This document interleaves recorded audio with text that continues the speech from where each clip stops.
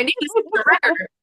So for everybody who is who's listening, so Abby did a basically an intensive with me, and one of her goals was to walk again. So that's why I'm like ecstatic because that was Yes. one of the things that we talked about is sort of getting her walking. So I told her she was going to do it when she was ready, and I'm like celebrating the heck out of you because here you are, you're doing it. You did it. You did it. I'm delighted. I'm so excited.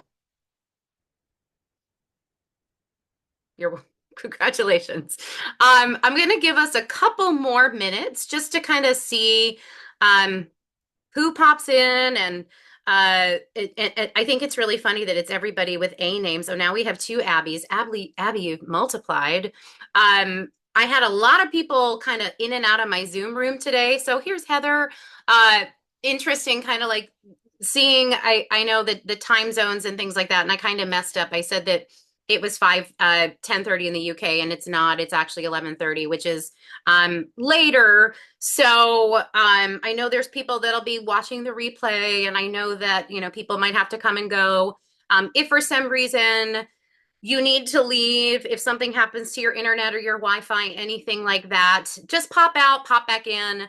The good news is I set this up so that you can actually do that. Like I don't have to push buttons, I don't have to approve you. So you do your thing. I'm excited to see some new faces, and just to kind of give you a sense of, we'll just kick it off. I'll give you like a general sense of what my motivation is for doing this. I decided to host an open house, is what I'm calling it. So this isn't a specific workshop. This isn't a webinar to sell you something. I wanted to sort of open the space and get to know you better because I feel like I've been doing a lot of different types of outreach summits, workshops, giveaways. So people, a lot of you like have my meditations or you watch the summit, you have a master class of mine, and we've never actually connected. I've never been able to really, get to know you, answer your questions. And so I really wanted to do this for that specifically more than anything else. And also just to tell you a little bit more about me, what the Shaktibomb method is about, sort of how I started doing this, and most importantly, how it can support you in getting what you want. So it's an exciting time for me to be here. I literally have been doing this work now for, I can officially say, 15 years. I don't know if some of you might have seen the email. I sent a couple different emails out, but 15 years ago, so September 21st, 2009 to be precise, was sort of like the big moment that everything changed for me. That was the night that I got hit by the taxi. And that was obviously a big wake up call for me. And that was when the trajectory of my life changed. And I've never been the same since. And that was the day that I sort of declared to God, or, to myself as well, that I would spend the rest of my life teaching people that they matter. And I would focus on my gifts and my talents, and basically treat myself with more respect and love. And that was literally 15 years ago, September 21st, 2009. And I've been working on developing this system. I call it the Shaktibomb method for the last 15 years. And so, I wanted to create a space where I could share more about it, and also, talk about some of the ways it can support you, what makes it different, and invite you to experience a little bit of the somatic release practices as well. So that's the general framework for tonight. I will have time for questions. And also, we have a testimonial, like a live person here who's actually walking now because of not just what we did, but someone who's experienced the magic. And so I'm just so excited to have you all here and to be celebrating this with you, and to, get to know you better. So that's going to be the framework. Before we go any further, I would love to hear sort of like where you are. So if you have the capacity to type in the chat box, maybe where you are and how we're connected. So was it a summit? I see, some pause and purpose purpose. I see some people that came from some different places. So if you have the capacity to share that, I always love knowing kind of how we connected. Did you hear me speak somewhere? Do you have any of my free gifts, meditations? A lot of people have either the embodied manifestation meditation or move, groove, and meditate. So I'm interested to see kind of, where you're coming from. Okay, so Annie's from the Salt Cave in Darien. Amazing. So I do live workshops. I think we have pause and purpose. I know, yep, pause and purpose. We have, so people I've met in person, which is awesome. I don't know. Oh, yes, Annie, there you are. I see your beautiful face. Abby, I don't remember how we became connected, but I know it was through a summit or it was through something like that. But Hmm. generally, yep, Yes, yeah, it yeah. was. It was through a summit, and I wrote your name down, and I kept going to your website, and then when you said that, I don't know, some contest about what you think of something, and I can't remember what it was, and I won, and that's how we got Oh, connected. that's right. That's right. Abby won Yeah. a contest, and so we connected that way. So everybody's different. And so Alice has a meditation. It was in a previous session. So it's really cool to have you all here and to sort of see how um the different ways that we can come together. I think that one of the things more than anything else that I want I want you to take away from this sort of open house, this conversation is that at the end of the day, I built this system. I built the Shaktibomb method to help you get Yeah. what you want, right? And to help you Hmm. actually experience what it is that is possible for you. So, Abby is a great testament to that because she wanted to walk again and she's walking again, right? Again, I'm not saying it's the only thing, but the point of this method and the point of why I built it is so that you can actually learn how to start creating the things you want in life and stop experiencing the things that you don't want. It's an interesting journey, and I'll give you just the general sort of Cliff's Notes version if you haven't heard the story about how I got here. And so I tell this story in interviews a lot. So if you've heard a podcast or you heard me in a summit, people ask me all the time, well, how did you get here? How did you start doing this work? And I did get hit by a taxi. That was kind of like the culminating incident that brought me where I am today. But if you rewind the tape and you go back to my childhood, I think it's a really important thing to note that I did grow up. My relationship with my parents was okay. So my direct family was not the problem, but on my father's side, there were multiple suicides, alcoholism. On my mother's side, there was actually some alcoholism as well. My grandmother was in a coma. And so I grew up in a really emotionally volatile environment. Like it definitely I didn't have a stable childhood. And it's not like I didn't have a happy childhood, but I grew up exposed to a lot of experiences that definitely taught me the types of things you hear in conversations, right? Hypervigilance, emotional complexity, exposed to volatile behavior. So there was a lot of environment that I grew up in that definitely set me up for how I developed as an adult. And I think it's really important to kind of take note of this because a lot of people that come to me or experience get a lot out of the Shakti Bomb method and actually really benefit from it the most are people that have a little bit more complex trauma from the standpoint that it wasn't necessarily one specific big bad thing that happened. It's a little bit more generalized. It's a little bit more like the type of stuff that you wouldn't necessarily label it as trauma, but you would say it was difficult. Get a lot of people who had difficult childhoods, verbally abusive relationships with their parents, but like, oh, but they didn't hit me. Just a lot of things that are hard to put your finger on. And I'm sharing this with you because it's one of the reasons why I built the method the way I built it and why it's so helpful for helping you process these complex feelings and emotions. So my childhood sort of set me up for this. I was also very creative. I was a singer. I sang in church. Wanted to be an actress when I grew up. I was very like passionate and positive and outspoken. And I think that that again is one of the things that makes this process unique and makes my experience unique because again I grew up in the environment of the toxic patterns and behaviors and I was exposed to it, but at the same time I was full of all this vim and vigor and joy, and I really had these big dreams and I was going to go to New York. And I'm saying that as well because a lot of times I work with people that have on the surface goals, ideas, passions. So if you're someone like myself who has this sort of interesting mixture of self-belief and low self-esteem or low self-worth at the same time, or big dreams, but an inability to really feel like you have the capacity to make it happen, you're in the right place because this is really designed to help you put your finger on what exactly is holding you back. What are the experiences that have created the trauma for you, right? Like what brought you to the place you're at where you feel like, you can't have what you want or you're frozen, you're stuck.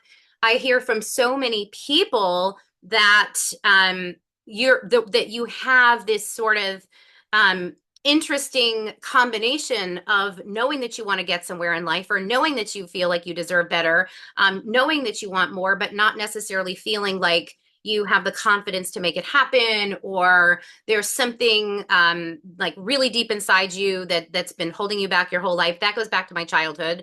And then when I got into my 20s, my teens, 20s, more of that sort of type of stuff. I was like the popular girl. I was the star of the musical, had a 4.0 GPA. I was a really high achiever and I was really driven to succeed. Like I was working really, really hard, I think, to make sure that I didn't end up like my aunts and uncles did, who all kind of, amounted to nothing, unfortunately, because of the alcohol.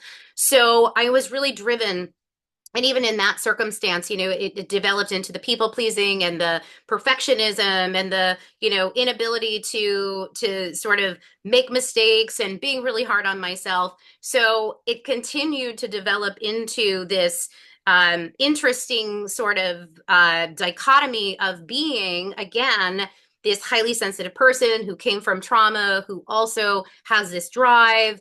And that is how I ended up. I was in New York, and then working in New York, I was a spokesmodel. And then, fast forward to when I ended up getting hit by the taxi.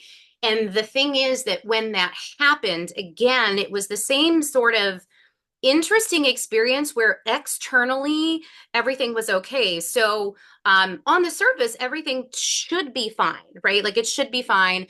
I had a job. I was, technically successful. I had a boyfriend. He was kind of abusive and he wasn't nice to me, but he had a good job and he was, worked on Wall Street and he had an apartment in Chelsea. Like, there was a lot of stuff on the surface that added up to this sort of external facade that gave the illusion that everything was okay. And I think a lot of people can again resonate with this idea of on the surface, things are one way, but internally things are completely different. And that's how I ended up getting hit by the taxi because I just couldn't handle the emotional dissonance anymore. I was in a lot of pain and I sort of felt like, I don't know what's wrong with me, but I really don't feel like I'm successful or that, people love me and this is a legit thing. And that's how I ended up getting hit by the taxi.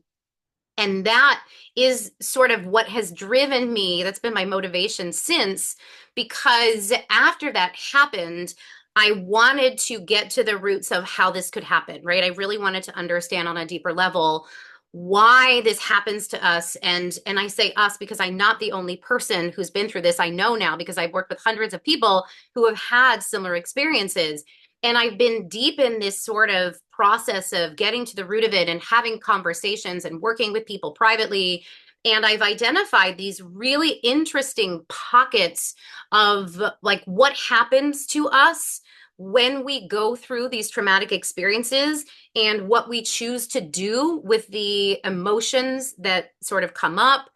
How are we responding to the trauma? Like, how are we coping? What are we doing? And what are some of the thoughts, the patterns, the behaviors that are creating these types of experiences that make us feel like we're stuck and we don't have the self-esteem or self-worth to move on, whatever it is. And I really wanted to get to the bottom of it because I felt like, I'm like going, well, I'm a really good person, right? I'm talented, I'm smart, I on paper I should be happy with myself, and it's really hard for me to be okay with who I am. I don't understand this. And it didn't make sense, and so I sort of set off on the path to get to the bottom of it.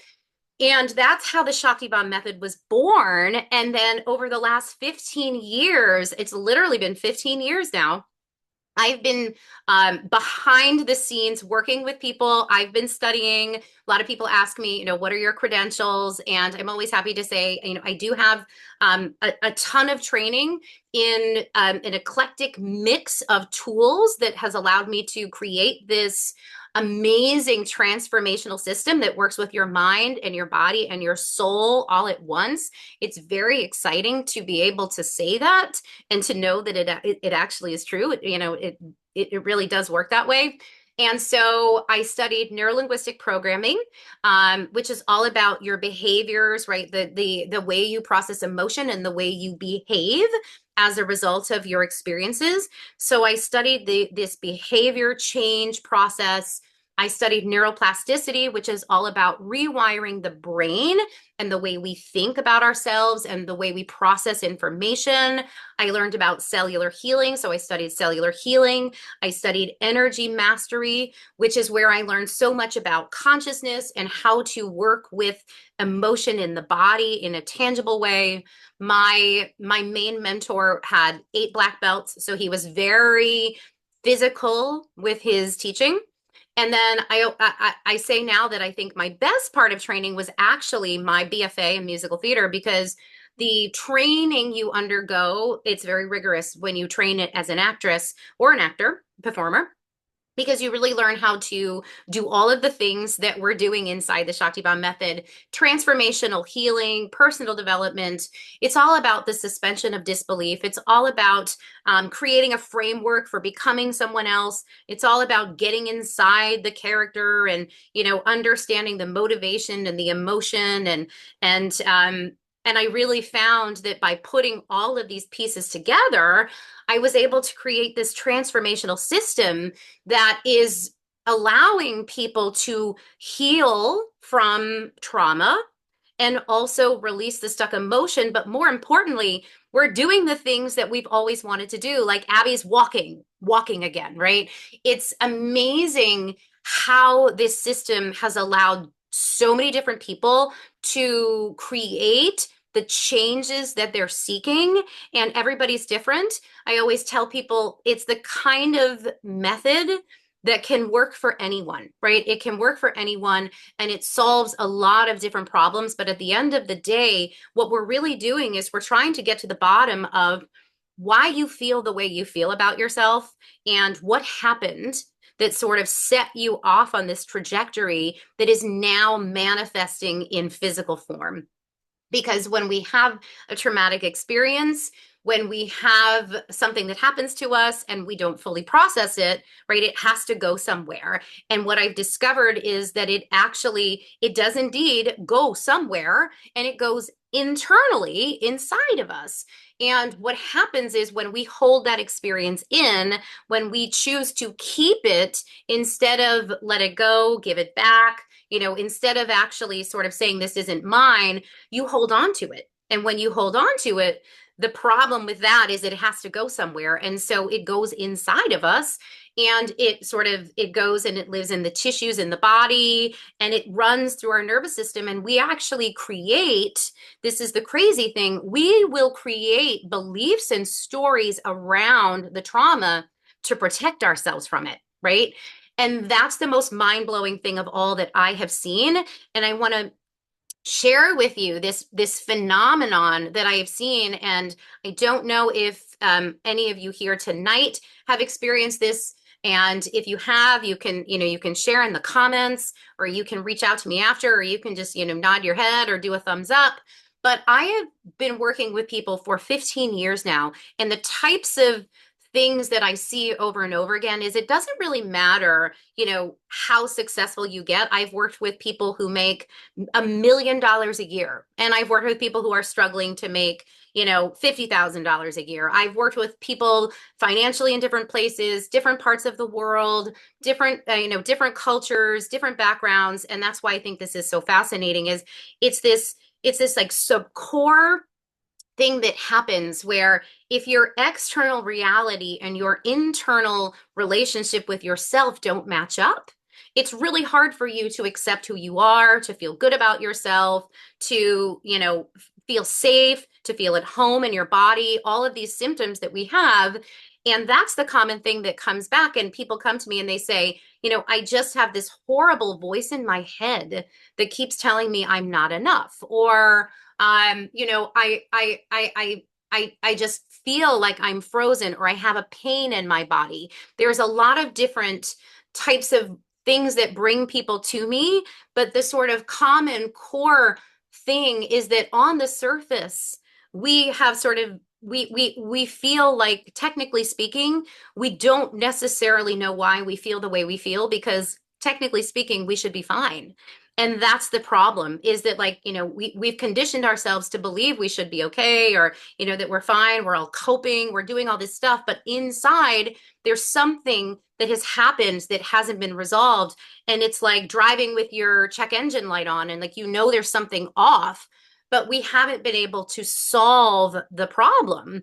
And I've seen different people have come, different problems, different goals, and the same pattern will always, the solution will always be the same, which is helping you get clear on what it is that actually happened. Like, what is the thing that created all of this for you? It's getting to the root of it. And I believe that the answers to helping you get clear on what it is that happened to you that's holding you back is hiding in your body, right? And I think that's fascinating, because the book, The Body Keeps the Score, everybody reads that book. That's like, everyone loves the book, The Body Keeps the Score. It's about how your body holds on to trauma and what it does with it. Bessel van der Kolk wrote that book. I say the body keeps the score, but it also tries to destroy the evidence. And what I mean by that is it does whatever it can to not just hold on to it, but it tries to literally bury it. Like, it buries it inside you. And that means that it's going to do stuff like create autoimmune disease and inflammation in the body and chronic pain and emotional patterns that are not in alignment with how you really feel. You're going to have cognitive dissonance. You're going to have emotional swings. You're going to have fight, flight, freeze, a flared nervous system, because what's happening is you're trying to protect yourself from, like, remembering what happened to you, right? You're trying to keep yourself from actually processing the thing that happened, because it's too big, or it's too great, or it's too scary, because at the time you didn't have the tools, right? You didn't have the capacity to actually necessarily know what to do with it. And so it's been living inside your nervous system all this time, and you've been, kind of keeping it in and holding it in. And what happens with that is then it runs through your nervous system. You develop a chronic pattern, whether it's a behavior of avoidance, or it's emotional swings, or it's introversion, or frozen shoulders, or autoimmune disease. It's those types of things that end up happening because the body's trying to keep us safe, right? It doesn't want to actually address it. And so what the Shaktibomb method can do that's so amazing is help you actually start to process and release the types of things that you've been holding on to that you didn't know were there, that you sort of took and hid away. And it's kind of fun. It's kind of like a treasure hunt in a way. I always say that it's challenging, right? It's challenging work, but it's also joyous, and it's liberating. And it's also kind of fun because we use a lot of your body, your emotions, your senses, your creativity. So it's designed to unlock this part of yourself that really has the capacity to help you do whatever you want. And I just think that's super exciting. And I called it Shaktibomb. People ask me why, because Shakti is creative life force energy. So Shakti is the energy that flows through us. It's technically a feminine energy, but we all have it. But it's the capacity to create, right? It's the energy that allows us to manifest. It's the energy that allows us to also destroy if we need to. You think about Mother Earth, right? Mother Earth can grow trees and do all this stuff, but she can also, send a hurricane and wipe stuff out, right? So this energy that we have access to can help you actually create the transformation you're seeking. And that's why I call it Shakti Bomb, because it's teaching you how to actually unlock that energy and use it to create what you want. And I just think that's so exciting and liberating and powerful. And the point of all of this is for you to understand that you are just as powerful as anybody else. I truly believe that we all have the capacity to do this. We all have Shakti, right? We all have this power that runs through us. And when you learn how to channel it properly, you are able to then better understand what you need to release, you need to let go of, what what you need to do to start creating what you want. And then life gets better. It gets better and better and better and better. And I'm a testament to that because this is what I've been doing for the last 15 years. It's been literally my life's work. Like I would say this is my baby, right? Like this is my creation. And it's exciting for me as well because it was created out of necessity. It was created out of necessity because I had big feelings, right? I'd been through a lot. It was hard for me to process it. Sometimes it was hard for me to put words. And I wasn't jiving with the traditional therapy. I wasn't feeling some of the other things. I wasn't really, EFT didn't really cut it. I tried all these different things and none of it really sort of gave me the answers.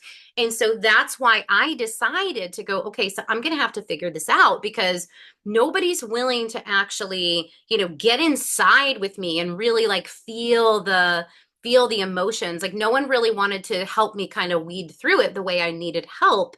And so I did it myself. And then I built this method.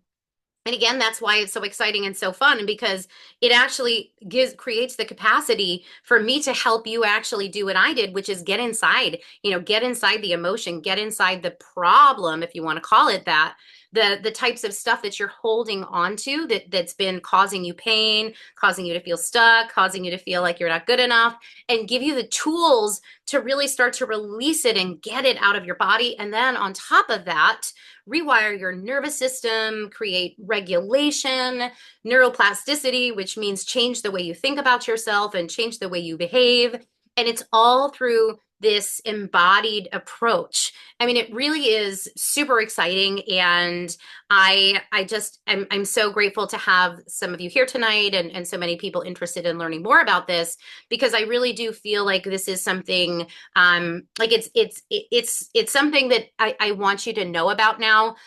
I spent the last 15 years sort of doing it behind the scenes. I'm very meticulous and I'm very careful and cautious. And I wanted to be sure before I start, putting this out there in the world in a bigger way and saying, hey, you have the capacity to create whatever you want.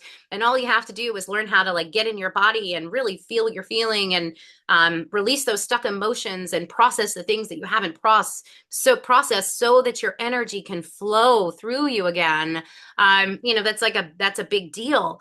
And so I really wanted to be sure that it was as good as I say it is, right? And I took a really long time. And so we have Abby here. Abby is like, that's so cool. And I also can tell you about, some of the other people that I've worked with and helped and sort of similar to Abby. I think of one of the very first people that I worked with. She came to me just to give you a sense of, what's possible for you. Everybody here might have something different that you're working on. You might just be here to learn, which is also wonderful. This knowledge can help you help other people. at the same time. But if you're really sort of starting to expand your horizons and think about what it is that, what's really holding you back, getting to the roots of it, or sort of opening the door, trying something new because you're frustrated or you're tired of certain things not working. And I might tell you about just a couple people because it's just so cool and it's so exciting. And one of the very first people that I worked with, her name was Sylvia, and she's on my website. If you go to my website, you'll see there's testimonial from Sylvia. She was really one of the first people that worked with me back when I was first beginning to kind of test this out. And when Sylvia came to me, she was walking with a cane. She had some chronic arthritis. There was some pretty serious stuff going on. And she came to me because I think I met her. I was teaching a class, live class, and she said she felt like her mother wanted her to heal so that she can enjoy her life. Her mother had passed away, and she said, "I feel like I was guided to you, and so I'm gonna go for it." And so within the first, I want to say like the first, I think maybe the first two sessions, she came back to me and didn't have her cane, and I said, "Where's your cane?" "Oh, I don't need it." I think it was maybe the first she was going off her pain meds, then she didn't need her cane anymore. And by the time we were done, she was pain free, she was off her meds. And to this day, I mean, this was maybe 12 years ago now, I never came back. She's out there living her best life. And that's what I want. That's what I want this method to do for people. A lot of people out there run businesses, and it's like, don't heal the people too much because, you want to keep them coming back for more. And my thing is with this method, with the Shaktibomb method, I want you out there living your life, right? I want you doing the things you always wanted to do. I'm not building a business model that's like, let me keep people with me forever. Some people stay because they're working on stuff, but some people get what they need. They go, they fly, and their lives are changed for the better, and they're happy, and it's just this wonderful, wonderful process. So that was Sylvia. That was one of the first people I worked with, and I remember thinking, holy crap, this is like really good stuff. And people kept saying, you have to tell people. And I'm like, no, no, no, let me just wait a little bit longer. So she was one of the very first people that I worked with. So hers was a chronic physical illness, right? It was chronic pain, and it was keeping her from physically enjoying her life, playing with her grandchildren, being able to walk marathons, all these different things.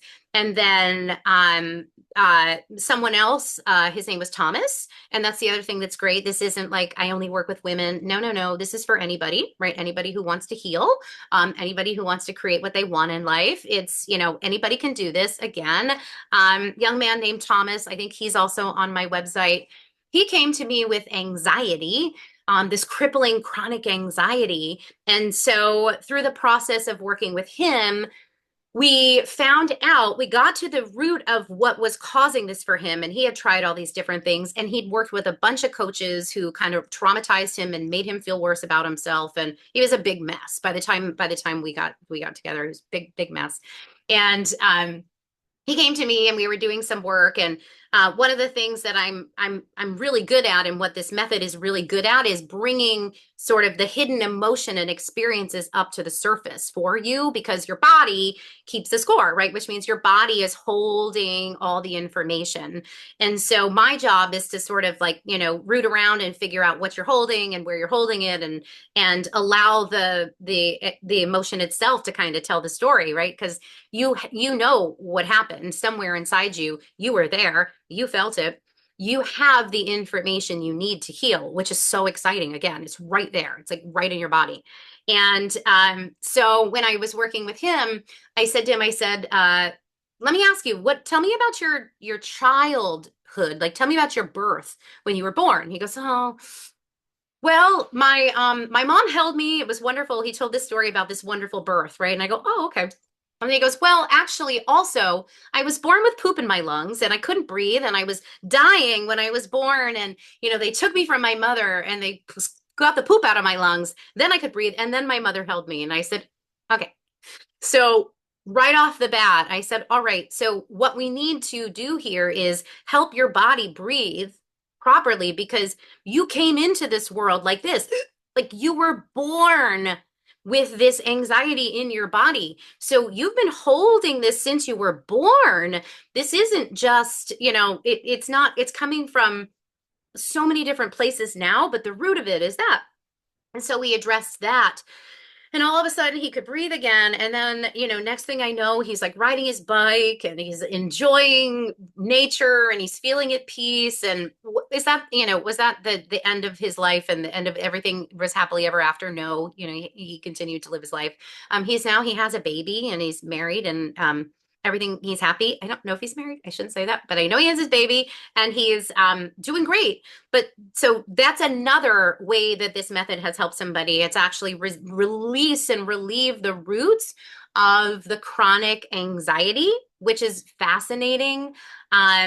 I'm trying to think of I had someone come to me. She had a money block and she was convinced she had a money block, and so she was worried about why she couldn't make money. And when we did the process for her, it came out that when she was making a lot of money in her business at one point in her life, her then husband left her and had an affair with her sister. And so I said, okay, you know what? It's actually not a money block. I'm going to blow your mind here. It's not that you have a money block. You have a fear of betrayal because money led to betrayal. And so the betrayal, what was hiding in her body. And so we needed to resolve that. And then she was able to get back into making more money. So these are just a couple examples of different ways that this method or this system has helped people. And as you can see, it's more about you have something that is holding you back, right? There's something that you're struggling with or you're stuck inside of, whether it's money block or anxiety or chronic arthritis, or I've had people just, have visibility blocks or, I've had work with people who were struggling to write their book, people that we're trying to launch programs and it's always different that what brings people in. Sometimes it's a goal that they have that they can't reach, or sometimes it's a physical problem, a symptom, chronic pain, emotional disturbances. Sometimes it's just generalized low self-esteem, low self-worth. I want to lose weight. um, but the beautiful thing about it is that there's always something deeper that's going on.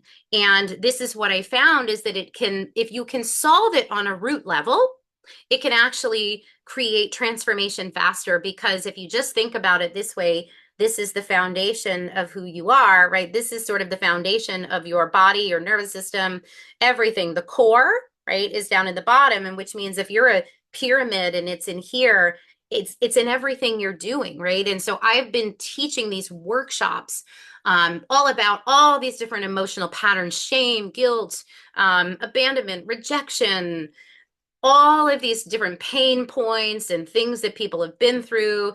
Um, and it always comes back to this. It's like if we have something hiding in our body, hiding in our nervous system, a belief, a pattern, it's always created because of an unresolved emotion. And the unresolved emotion gets built into the whole structure. So if it's a house, and your house has a rotten foundation, your house will not be stable, right? Or if you're a tree and I like the tree analogy, like if you're a tree and your roots are infected with a virus or something, right? Then when your tree grows, it's going to be in all of the branches. So this is the type of stuff that I've been playing with and exploring, and the amazing things that have been happening behind the scenes. And I very seldom, I have never talked about it like this before. I have never presented it as what it is, which is this brilliant system. And so you're the first ones to hear me, taking ownership for what I've built and all of the amazing experiences that have happened and the changes that have been made. And there's a lot of different people. I have tons of testimonials on my website if you ever are curious and want to read more about it. But at the end of the day, the point of it is to help you get back in your body, because your body keeps the score, right? Your body is the storehouse of all the experiences. Your body was always there, and the body has been kind of ignored, unfortunately, for a long time. We do a lot of we talk about our mindset and our, we do talk therapy and we do all this stuff, but it's very much, like this, focusing on our brains. And it's hard for our body to actually kind of accept that, because the body feels a little bit like, hey, what about me, right? Like I was there too. So when you learn how to be more present in your body, and you can really feel what you're feeling, and you're back in your body connected, then you have the capacity to start to make these changes. And the benefits of this, right? So people say, like, what happens for you, right? Like, what are the benefits? All the sort of stuff that we want in life that we're trying to get, right? So mindfulness, right? Awareness, heightened sense of awareness. We're more aware of, you know, like what we're thinking, what we're feeling, and it's not a hyper vigilance type awareness. It's more of just a heightened sense of self, right? You're more self-aware. And self aware means that you're more in control of your thoughts, your feelings, your emotions, like all this stuff that we have been able to, we felt like we couldn't control. This is a benefit of that, because now you're more confident that you can actually feel what you're feeling and respond to it in a healthy way. I mean, you think about that.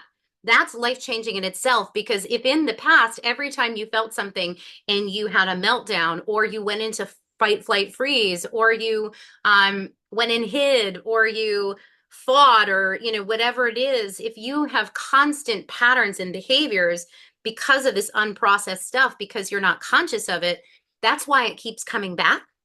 People ask me all the time, like, I've done all this work, but I'm still experiencing the same things. Well, it's because we haven't resolved it on a deeper level. We're not really fully cognizant of what's happening. So you gain this incredible awareness over who you are, why you're doing what you're doing, why you're feeling what you're feeling, and you can actually start to make informed decisions going forward, which is what actually creates the transformation, right? So we create change because we're focused and we're aware of what we're doing and thinking, instead of doing what we habitually used to do before. I mean, how simple and also complex is that, right? It's like the reason why we don't get what we want, or we don't get where we want to go, is because we're actually accidentally doing the same thing we did before and we don't know it, because we never actually became present enough to be cognizant of what's in our subconscious. We're not really able to get in control of it in a way that actually says, no, I'm not doing this anymore, I'm doing this. So you start to learn how to override the system. That in itself is what changes the neural pathways, rewires your nervous system, creates cellular healing, all this stuff.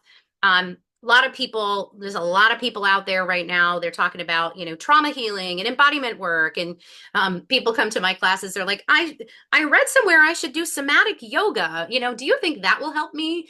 There's so much out there. People throw these words around. They talk about it like, doing this thing or that thing is going to solve your problem. And really, what's going to help you create the change the fastest is that self awareness and the ability to choose to do something other than what you've done in the past, and knowing why it matters, right? That creates more change than anything, because it's allowing you to actually consistently make choices that facilitates the breaking of the pattern, right? It allows you to catch yourself. It allows you to move the needle. And I like it as well, because this self-awareness is like it's a step-by-step repetition, which is kind of cool as well. A lot of people think it's like a one and done type thing. You go to a workshop. This used to happen in my communities, where with my spiritual teacher, you go to a workshop, you feel amazing. You think you got the answer. You go home, you start feeling bad again. You go back to the old behavior. You go to the workshop, you feel amazing. And you're like, I don't get it. Like, how do I stay feeling positive, right? How do I get that result that I got at that workshop or that yoga class? Or how do I reach bliss when I'm by myself and I'm feeling shitty? Where when I'm triggered, that's the real stuff that matters. So this is again why this is so cool, because it's about you choosing to repeat the process consistently, to not do it just once. You can't do it just once and think it's done, because unfortunately, the brain, the neural pathways, to create a neural pathway, you have to repeat it over and over again. At least 21 days. You have to practice it. And in order to create cellular healing, it's the same thing. We have to embody it. We have to do something. So this is about having the knowledge and also the power to create the change by using your body and taking action and doing something with what you're discovering, which again, I think is really exciting, because it's the difference between just meditating and like meditating, having an idea or an awareness, and then actually using that awareness to change your life, right? It's just so cool, so exciting. And that's the biggest benefit of it, is that you gain this sense of self, which gives you control, and control is power. And at the end of the day, if you ask me, clarity, power, connectedness, consciousness, you could call it whatever you want, but it's really it's autonomy, it's authority. And if anybody watching this has ever experienced trauma like I have, that was my biggest wound, right? Was that in the moments when I needed to protect myself, say no, stand up, speak up, whatever it is, I didn't, right? I didn't exercise my authority to protect myself, say no, get out of a situation. Sometimes we can't, right? We legitimately can't, which is why it's so damaging. And so that's why this is so healing, because it's the ability to take back what was taken from you, right? The source of a lot of my trauma as I got older was as a result of sexual trauma. And when I looked at the bigger picture, it affected me in such a negative way, because basically what it did was it damaged my sense of self-worth, right? The person that did that to me, he robbed me of my self-esteem, right? Because he took advantage of me when I was trusting and open-hearted and excited. And, I really didn't deserve to be treated that way. But because he exercised his will to treat me, however, he didn't care about my feelings. He null and void, right? I was meaningless to him. And that left me feeling meaningless to myself, right? Which drives me right back into, how I ended up getting hit by a car, because I was struggling to take back what I lost, which was my authority, right? My sense of self-worth was robbed from me by this person. And so this is the chance for you to give back to yourself what was taken. It's the chance to do the thing that you never did for yourself, give yourself what you didn't get, give yourself what you need. And it's just so exciting, because it's liberating, because when you do that, then you're complete, you're whole, and you can move on. So the point of all of this is that you can move on with this, right? It's just, it gives you the capacity to be done with the thing that has been haunting you your whole life, create completion, wholeness, all of these things that we're searching for. We're trying to find answers. And I think the answer is, getting to the root of what started it, doing what you need to do to process it, release it, integrate it, and then go create the most amazing life. Go live the amazing life you're meant to live. Because I have no doubt that anybody that's here is, destined for something fabulous. So thank you so much. I've been kind of yammering on here a little bit about all of this. I'm going to stop for a moment and see if there are any questions. Does anyone have a question? Because one of the things is I wanted to talk to you about the method. I wanted to share, but I also want to create a space to answer questions for you. So it could be a question about something that I've said. It could be a question about the method. It could be a question about just about anything. Something personally that you have a question about. Anything goes. I had a question about how you can how you can recognize where the trauma stems from. Does that come up with the movement of the embodiment, something comes to you, or is it a process of looking back and at events that may have caused the trauma? How do you really find what Yeah. exactly it was? Yeah, that's a great question. So we do this in a couple of different ways. I believe so. If you take the theory of the body keeps the score, right? Essentially, what happens is your body is holding on to the memory somewhere. So this is a little bit different. It's a different approach than like EMDR, things like that. That's just like your subconscious is here, right? The subconscious is also your body. Okay. And it is your body is a direct reflection of your subconscious. So with this approach, we're looking for answers in your physical body. And so I think Annie's experienced this, and Abby might have the somatic release practice that I do when I do somatic trauma healing workshops.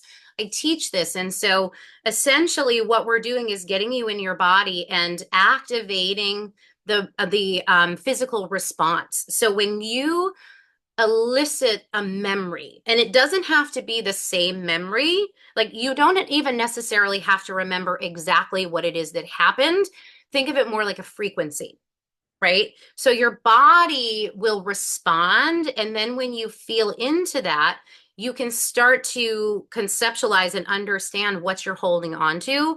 I'm trying to think of so I taught a somatic trauma healing workshop a couple days ago, and someone came to me and she said, she came with a very specific thing. And she wanted to get over, she had a bladder infection and interstitial cystitis.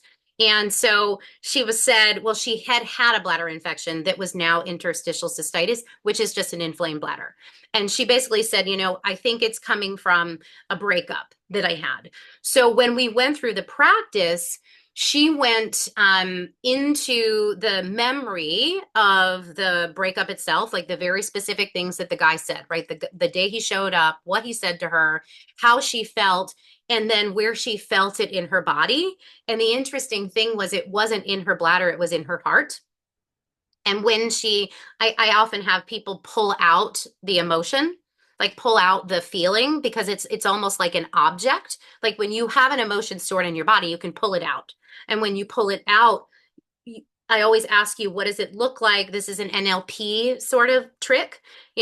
What does it look like? What does it feel like? What does it sound like? What does it remind you of? And everybody pulls something different out. Like the other day, I had someone, she pulled a green blob out of her forehead, and it was like every person that ever put her down in her life sort of mushed into one icky monster that was controlling her self-esteem, right? So that was hers. But so this person, she pulled out like basically like a mangled heart, right? She was like, I pulled out a bloody heart, right? And that's what she had in her body. That's what she's holding on to. And when we looked at that a little bit deeper, I said, okay, so the energetic, the emotional root of all of this for you is devastation. Right. So when the guy said whatever he said, her heart was broken. She felt devastated. She felt that feeling. She didn't fully process it. She held it in. Therefore, she held the emotion in. The bladder is emotional release. She never released it. She got an infection. Her bladder's been inflamed ever since. Wow.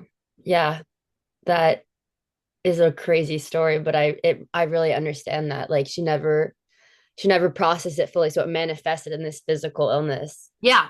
Her Yeah, bladder. exactly. Yeah. And so what we're looking for is a connection. We're trying to connect the dots and figure out, what are you feeling? Like, what is the root of this? Like, what is the emotion that you're holding in your body somewhere?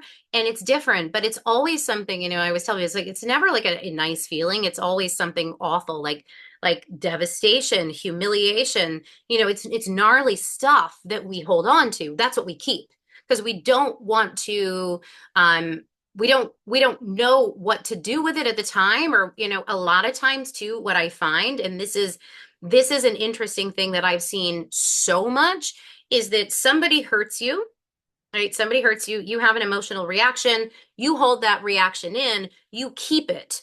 I did this. I was working with a young girl. She was dealing with low self, like you hear the same things over and over again, in these types of conversations: low self-esteem, low self-worth, not believing highly in herself, like all this stuff. And so I was working with her, and had to do with something that someone had said to her. And I said, okay, so, just imagine that I'm going to throw, and actually I did this physically with her. I said, I'm going to throw you a ball.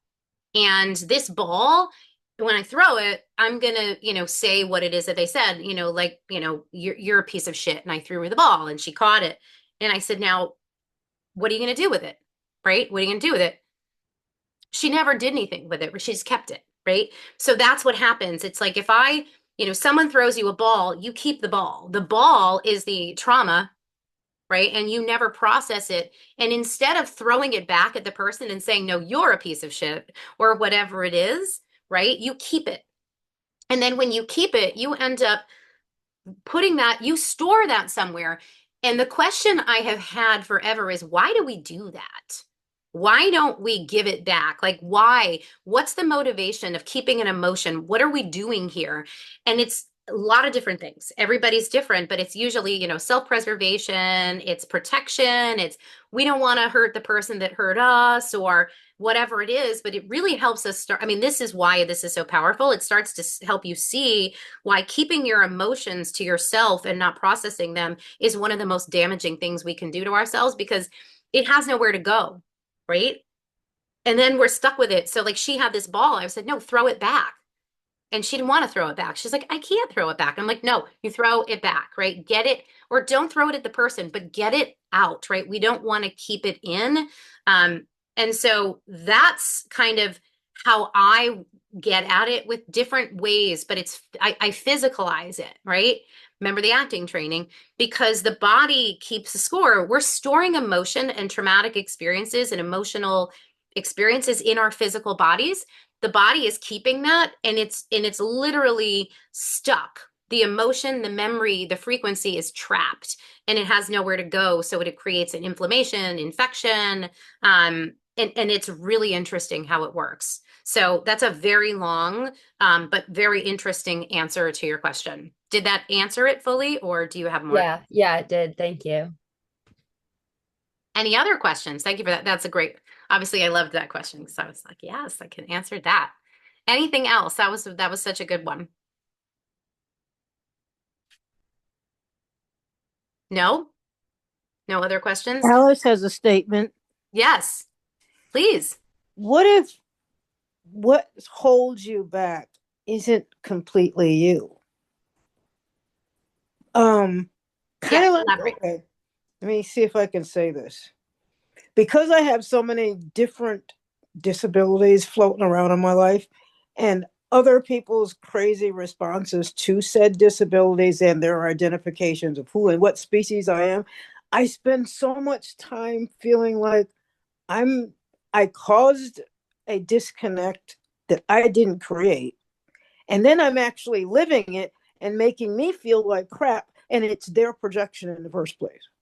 Yeah, yeah, So how do you make it go? How do you just hand it? Well, I actually have in a way though, because I've noticed that when I'm in some particular medical settings that usually make you feel like crap anyway, um, I sort of literally stand in the waiting area and make the announcement. I know what I am. So if you're going to come to me to do whatever we have to be doing, you have to make yourself known. I know what I know. I don't follow. My dog doesn't follow. I have no ability to reach to you if you don't come to where I am aware of where you are and what you want. And the thing that's weird about it is I'm not really afraid of what species I am because I have so many disabilities wrapped in this body. But I don't understand is with medical people and people that I typically seem to be running into, and I'm talking about years of being around them, you can't figure out that I don't care. Put it down, come to me and be who I am. You know, it's weird. It actually makes you angry. It makes you sometimes self-destructive. It makes you really want to shake them. But I'm at a place where I don't care if I embarrass you because you think I'm embarrassing me. because I'm not embarrassed. I know what I need. Do it. Don't let me walk into your office and you hand me a friggin' sticky note. Blind person can't read it. Yes, I can manipulate it if I choose to and take however much time it would take me to figure out what you did and what you wrote. But why should I? I don't have to. It wasn't my problem that you're trying to hand off to me. So it's almost like, how do I shake that tree and make them understand they are the problem? Well, it sounds like, I mean, listen, it sounds like with all the things, all the challenges that you have, right? Yeah. You are doing a good job of learning how to take care of yourself. And maybe it's as you come to I'm trying to think of the best way to phrase this, but the this goes for anybody, right? Everybody, because we all are at the mercy of projection.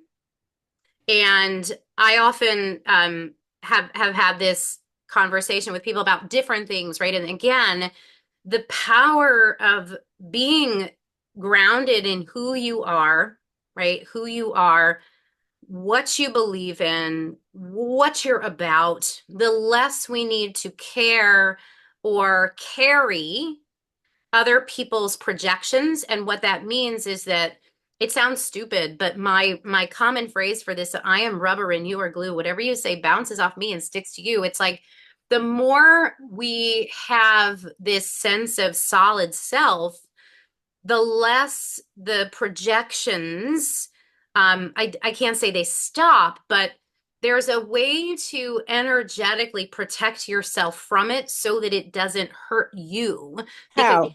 it takes practice, right? It takes practice. It's one of the things I teach in my, in the programs and all of this, right? It's not something we learn overnight, but it's the practice of the centering, um, the grounding.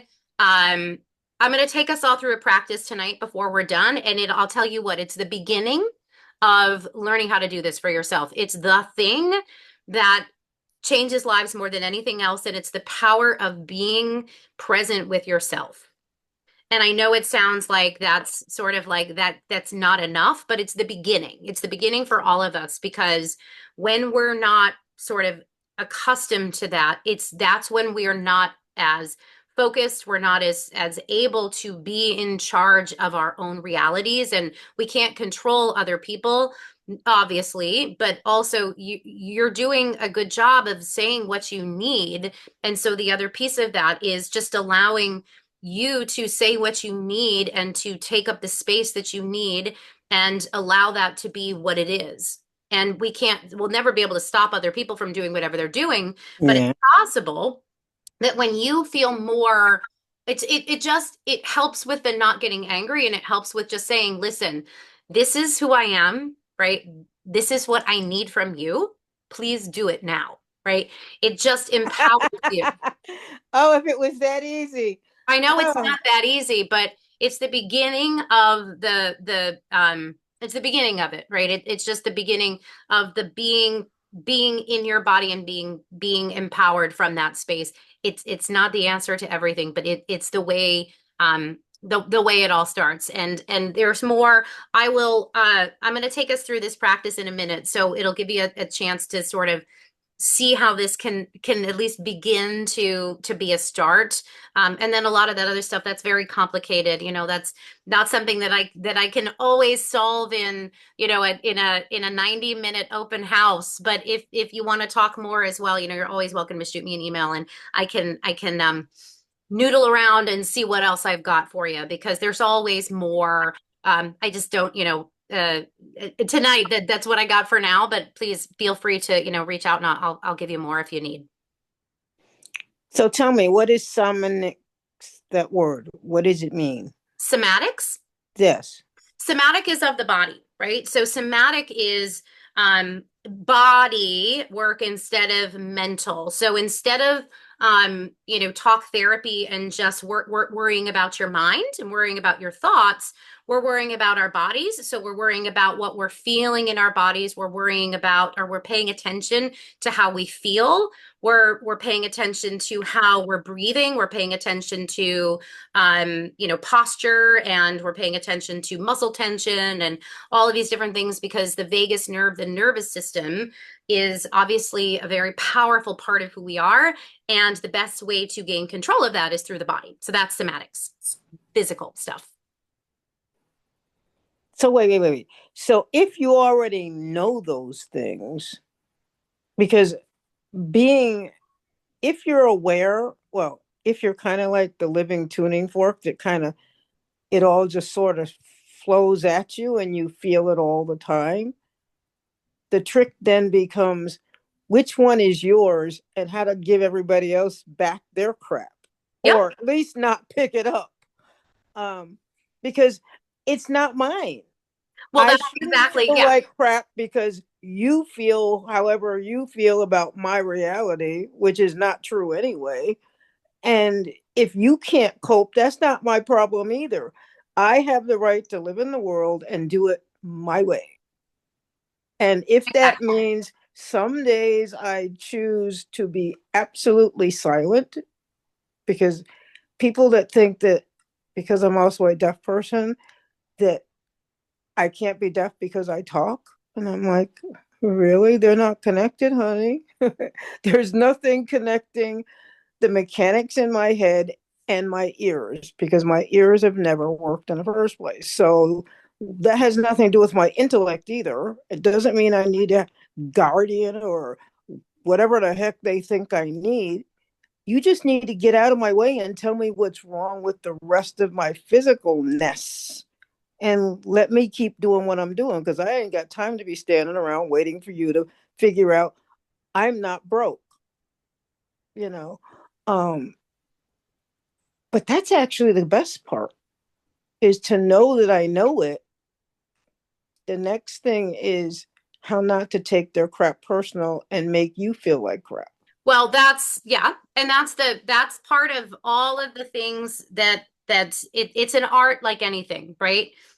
Not absorbing things into your learning how to be in your body, learning how to discern what belongs to you, what doesn't belong to you. I mean, that is a huge part of what all of this is, because this is what has happened is we have never learned how to actually protect ourselves. We haven't learned how to be assertive. We haven't learned how to not take energy in and think it's ours and own it. And I mean, that's a massive part of, that's what I spend 90% of my time doing with people, is undoing what we've sort of taken on as ours that was never ours in the first place. That's the realization that 90% of people have, is that was never mine, right? I never, that belief that I had, or whatever it is, it wasn't mine to begin with. So you're right. I mean, you're right on the money with what the challenge is, and it's hard, but that's part of what it is that this whole practice can do for you. So I'm gonna see. Thank you so much. I'm gonna see if we have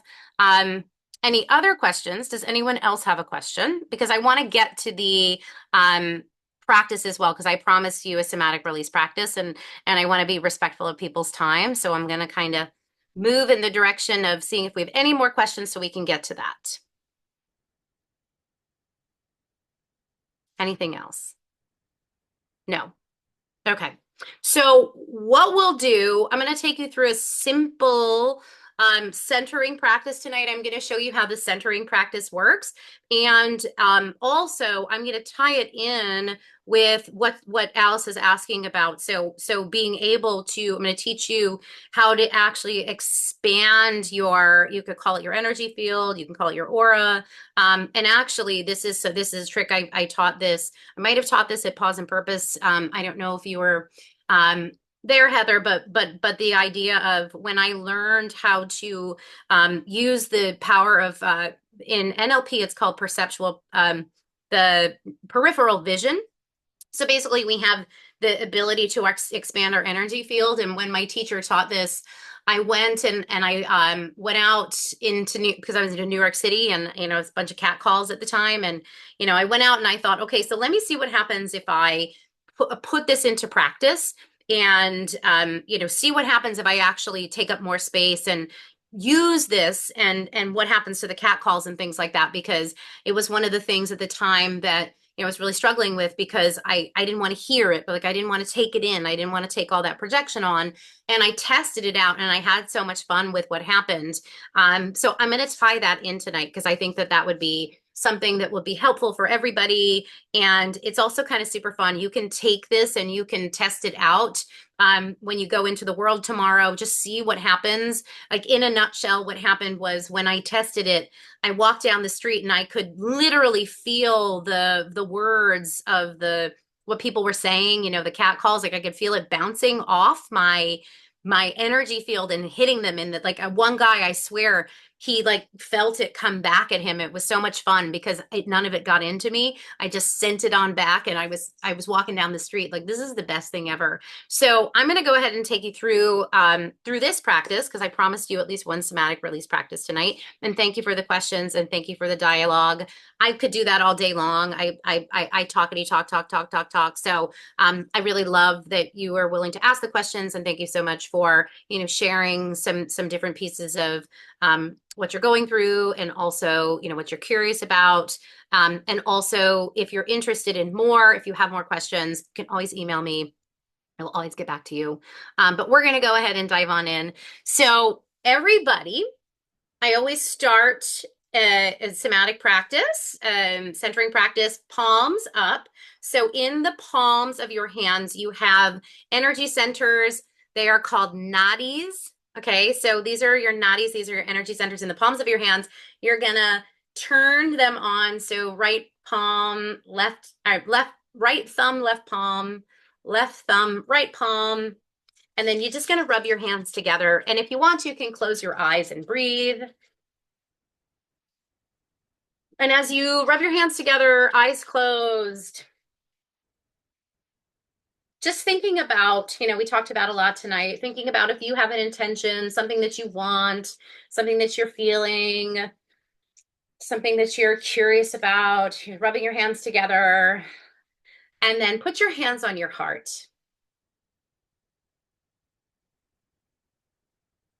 And when you put your hands on your heart, I want you to focus on yourself, focus on your body. Your feet are on the ground. So feet are touching the earth if you're sitting or standing. And when you focus in, this is your home base. So this is your heart center. This is your seat of your soul. This is where your compass is. And as you connect in with your heart, I want you to really think about something that you want, right? Do you have an intention? Is there something that you want, something that you need? Something that you want to release, something that you're, wanting to call in, whatever it is, hands on your heart. And as you connect in with this part of yourself, I want you to also notice how your heart feels. Does it feel open? Does it feel pushed back in your chest? Like, what is it? And then from here, taking your hands from your heart, you're going to hold them up over your head. And when you hold them up over your head, this is your connection with your higher self. This is your connection with, you can call it the universe, Father Sky, the quantum field, maybe ancestors. And this is all about your height. So taking up space, right? Being tall, present in your body. And then from there, you're going to open your arms out wide. And when you open your arms out wide, this is connecting with your width. So accessing the edges of your comfort zone even. So bigger, wider. Just getting in your body, becoming more present, allowing yourself to open to receive more of what you want. Sometimes, we close ourselves down and we feel sort of like we can't really be seen in this world or whatever. This is like this is me moment, right? This is me, here I am. And even with this, sometimes it sort of brings stuff up. You feel things. So just kind of check in with yourself. What are you feeling now? Are you feeling your shoulders? Are they tight? Are they tense? Are you holding your breath? Like, what are you doing? And just invite yourself to let any tension go. Relax your jaw. And then from here, you can bring your hands down to your sides. And so there's your centering practice. And now we're going to play with setting an energetic boundary today. So we're going to play with embodied, one of my favorites, embodied boundaries, right? And so bring your hands back to your heart. And as Alice was so brilliantly expressing, sometimes we are on the receiving end of an energetic frequency projection, emotion that doesn't belong to us. Someone's trying to put something on us, make us feel a certain way. And so the first thing I want you to do is think about maybe a time in your life when something like that happened to you and just check in with how your body likes to respond. So for me, like if people say things to me, they project onto me, usually it feels like what I experience it as is they're bigger than me, they're higher than me, and I'm very small. So I feel tiny here and I kind of roll my shoulders up and bow my head. Like I feel just like I want to disappear into a little tiny ball.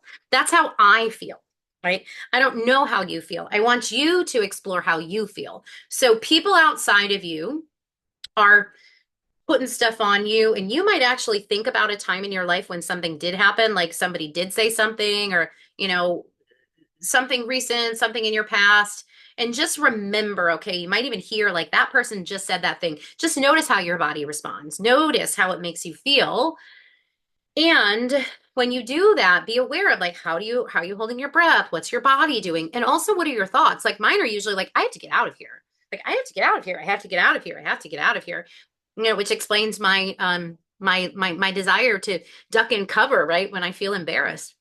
So what are you hearing? What are you thinking? Just kind of checking in with it and just seeing how that is. And now I want you to come back to center. So you just felt that, you know what it is, you got some information, come back to neutral, put your hands back on your heart again.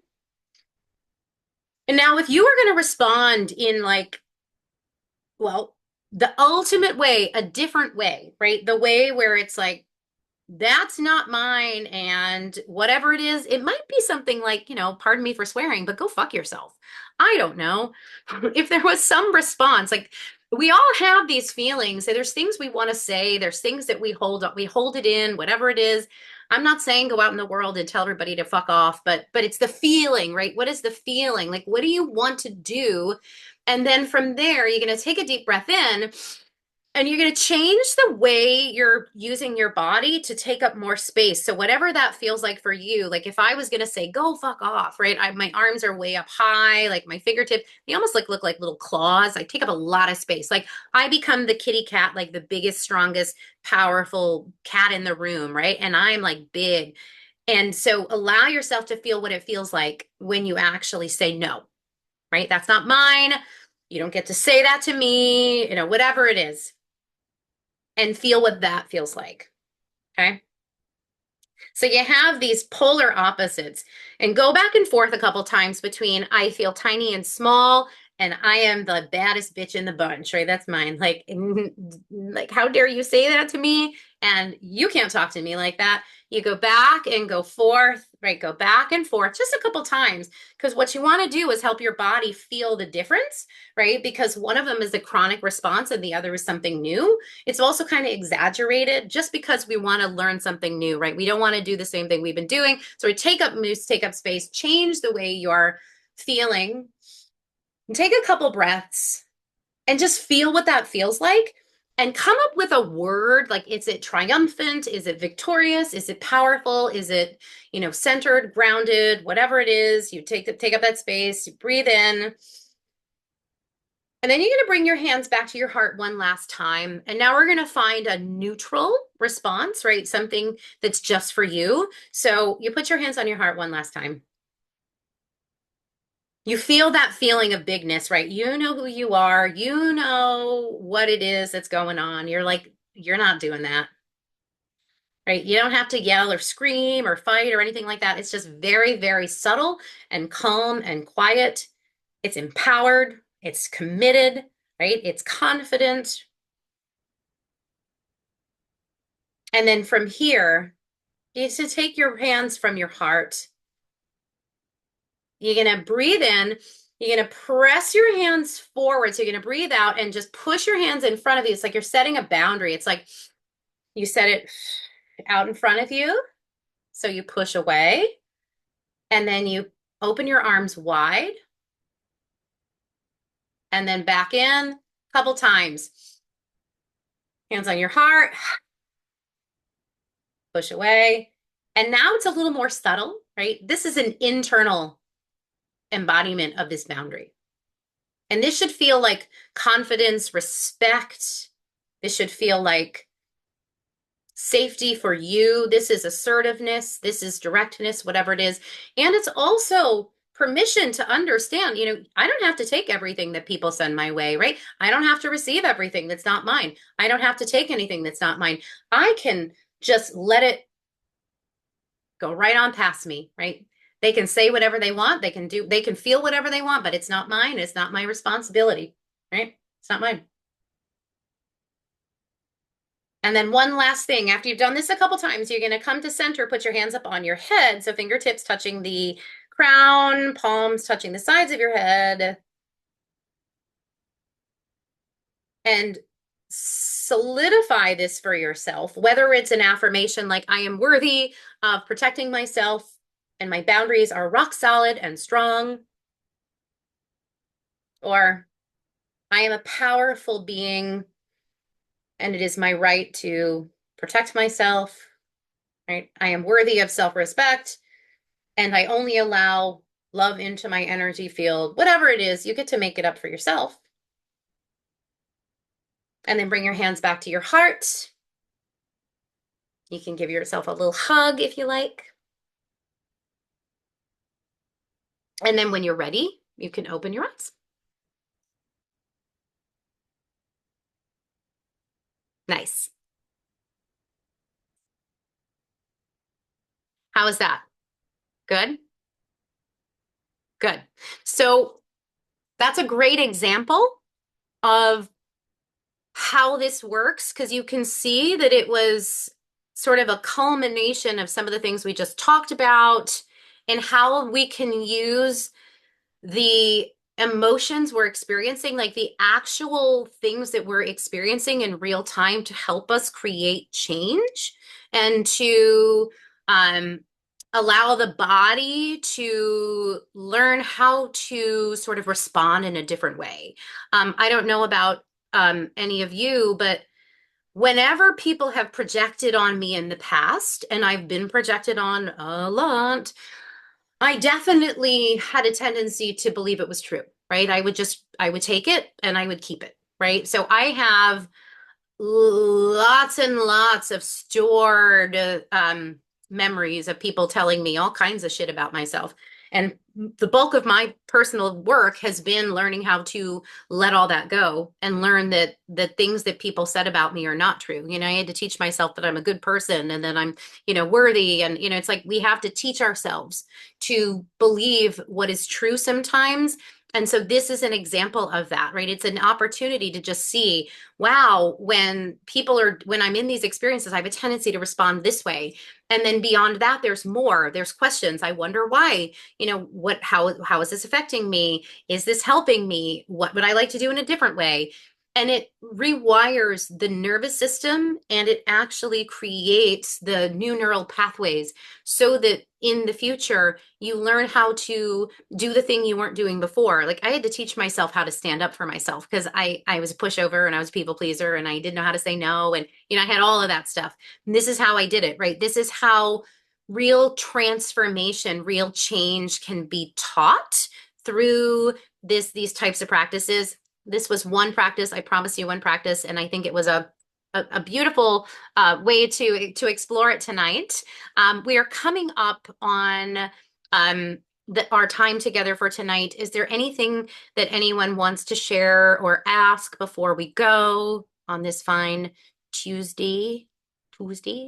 And thank you everybody for being here. I really, truly, truly appreciate it. It's wonderful to have you and to see your beautiful faces. Anything, questions? Okay, so 3 cheers for Abby for walking. Um, one last, that's amazing, and thank you for sharing that, Abby. I was really, um, it's exciting to know what people are doing with this. So, Abby is proof of what you can do with this, Yeah. how it can change your life. So, thank you, and thank you for sharing. Oh, oh, thank you, Katie. I do all of this twice a day, and I'm still doing my dream journal too. She does it twice a day. She's a hard worker, but Yes. that's why she's Yeah. walking. So. I'm delighted. I'm so proud of you, and I'm really grateful that you Thank are all you. here. You're welcome. You're welcome. Mm. Also, just so everybody knows, one of the things that I'm doing is anybody who signed up for this open house. I have my radical release intensives. That's the best way that I'm working with people right now. It's like hardcore. We get to the root of it. You'll see the information. I'm not going to talk too much about it tonight, but it's in a nutshell. It's a 90-minute deep dive. There's an intake form up front that really allows me to roll up my sleeves and help you kind of get to the root of your stuff. Anybody that is interested in that, I'm giving everybody a special thank you. So $100 off the Radical Release Intensives. If you're interested, it's by far the most powerful way that I can help you create transformation in the smallest amount of time, and they're wonderful. And you also get not just the 90 minutes, but you have a full month of support. Abby knows what that's like, because when you ask me questions, I'm always there and come up with creative exercises for you and give you tools and all this stuff. So it's a very, very thorough way. And my thank you for you being here is to give you that $100 off. And I'm also going to be doing, if you liked this boundary, the boundary exercise that we just did, I'm going to be doing my next workshop. It's called Respect and Radiate. And I'm excited. It's going to be all about teaching you how to embody self-respect, self-esteem, self-worth, teach you how to really fully embody your confident self. And that's going to be really good for anybody who wants to learn how to set better boundaries, speak up for yourself. I'm doing that workshop. This is why I'm doing this specific workshop, because after speaking to like hundreds of people, I've come to recognize that we're not really taught how to protect ourselves, respect ourselves. It's weird. You would think that it would be like one of the first things we should be taught, that we're worthy of respect and love, but a lot of us didn't learn it. So that's what Respect and Radiate is about. And that's going to be coming up in a couple of weeks as well. So different ways that you can keep the journey going. If you're interested, I will, be sending information about all of it. And also, if you have any specific questions, personal questions, individualized questions, just shoot me an email. I will get back to you. I'm really, really interested in, supporting you in whatever it is that you need, and don't feel like no question is too small. I really, really want to be able to support you if I can. And thank you for being here. I have loved having you. Anything else before we go? Katie, thank you so very, very, very much. You're welcome, Abby. Thank you. You're Thank you. you're welcome. You're welcome. And Thank you. and everybody, Yumi, it's nice to meet you. Hello, friend. You're new to you're new to my world. And Alice, thank you for coming back. You said you'd been to something else before. And Annie, thank you for coming back as well. And Heather, it's always good to see you. And I'm giving you all lots of love. Thank you very So much. much. You're welcome. Good night.